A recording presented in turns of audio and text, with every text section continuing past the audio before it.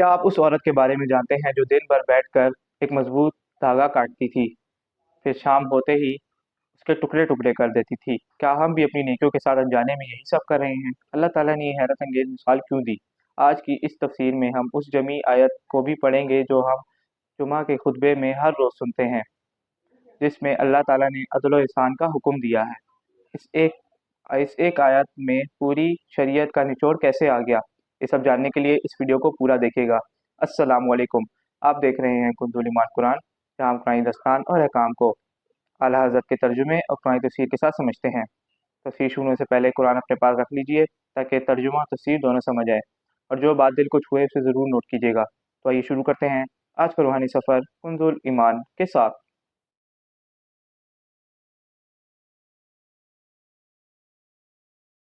چوتھے پارے کے 19ویں رکوع کا آغاز ہے۔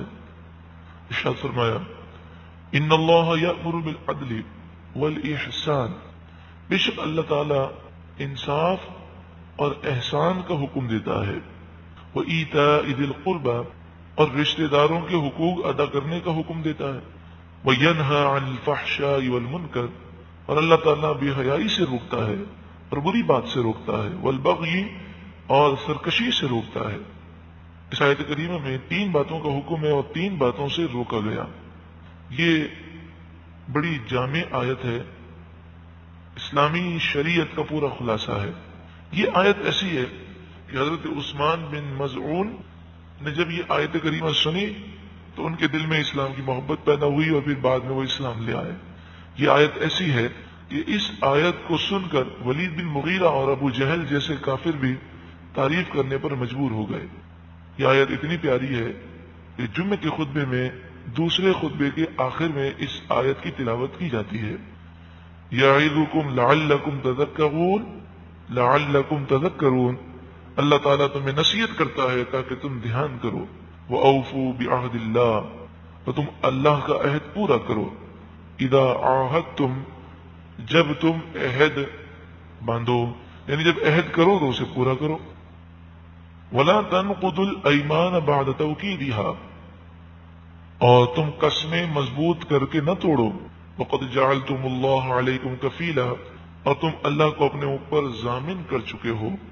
إِنَّ اللَّهَ يَعْلَمُ مَا تَفْعَلُونَ، بے شک اللہ تمہارے تمام کاموں کو جانتا ہے۔ وَلَا تَكُونُوا كَالَّتِي نَقَضَتْ غَزْلَهَا مِنْ بَعْدِ قُوَّةٍ أَنْكَاثًا، اور اس عورت کی طرح نہ ہونا جس نے اپنا سوت مضبوطی کے بعد ریزہ ریزہ کر کے توڑ دیا۔ عورت تھی، اس کی عقل میں فطور تھا۔ یہ عورت مکہ مکرمہ میں رہتی تھی، اس کا نام ریت بنت عمر تھا۔ یہ صبح سے لے کر دوپہر تک اپنی باندیوں کو حکم دیتی کہ وہ دھاگے سے کپڑا بنائے، اور دوپہر کو جب دھاگے سے کپڑا بن جاتا تو پھر انہیں کہتی کہ ایک ایک دھاگا الگ الگ کر دو، تو وہ پھر ایک ایک دھاگے کو الگ الگ کرتے ہیں، تو شام تک وہ سارے دوبارے دھاگے بن جاتے ہیں۔ تو یہ صبح و شام اس کا یہی معاملہ تھا، کیونکہ یہ بیوقوف عورت تھی اور یہ بے عقل تھی، اس کی عقل میں فطور تھا۔ تو فرمایا اس طرح تم اپنے عہد مضبوط کر کے پھر مت توڑو۔ تتخذون ایمانکم دخلا بینکم، اپنی قسمیں آپس میں ایک بے اصل بہانہ بناتے ہو۔ ان تکون امۃ ہی اربع من امہ، کہ کہیں ایک گروہ دوسرے گروہ سے زیادہ نہ ہو۔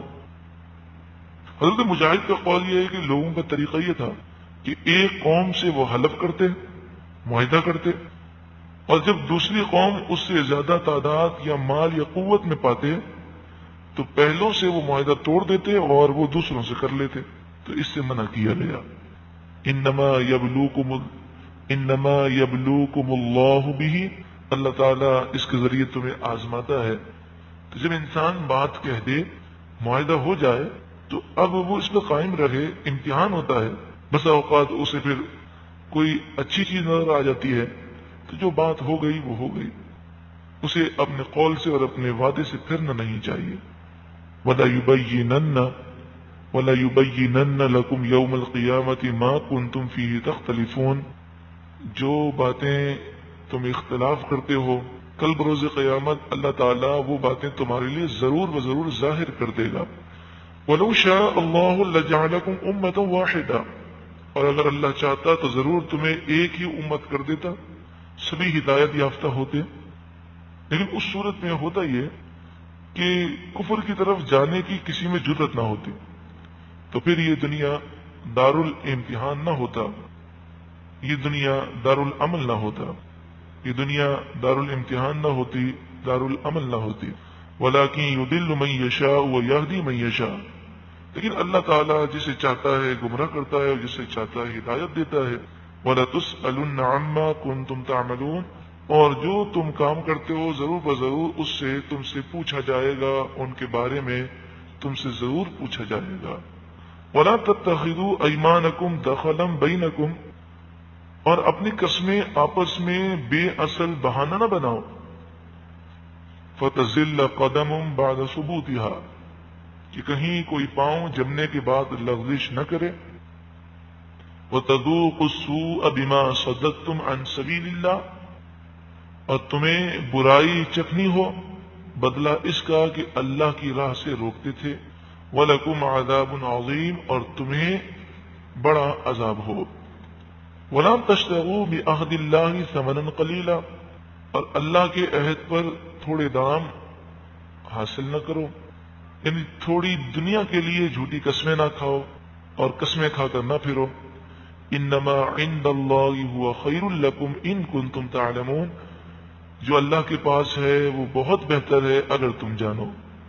ما عندکم ینفد، جو تمہارے پاس ہے وہ سب فانی ہے۔ وما عند اللہ باق، اور جو اللہ کے پاس نعمتیں ہیں وہ ہمیشہ رہنے والی ہیں۔